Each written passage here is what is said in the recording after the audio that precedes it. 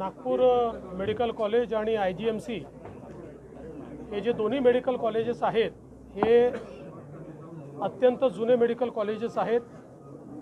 GMC तर एकेकाळी एशियातलं सर्वात मोठं मेडिकल कॉलेज म्हणून गणलं जायचं।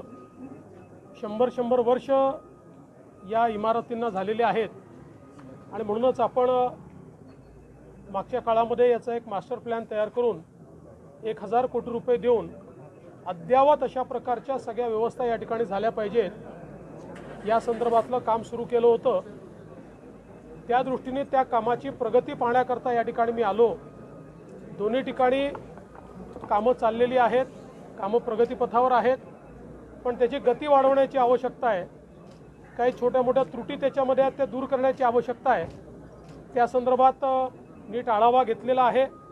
निधीची कुठेही कमतरता या ठिकाणी नाही किंवा पडणारही नाही, त्यामुळे वेळेत ही सगळी कामं आणि चांगल्या क्वालिटीची झाली पाहिजे। कुठेही क्वालिटीमध्ये कॉम्प्रोमाइज होऊ नये। ही दोन्ही जी शासकीय वैद्यकीय महाविद्यालय आणि इस्पितळं आहेत ही एखाद्या चांगल्या खाजगी रुग्णालयापेक्षा किंवा मेडिकल कॉलेजपेक्षा देखील चांगल्या दर्जाची आपल्याला बनवता आली पाहिजेत असा आमचा प्रयत्न आहे। त्या दृष्टीने आज हा सगळा आढावा घेतलेला आहे।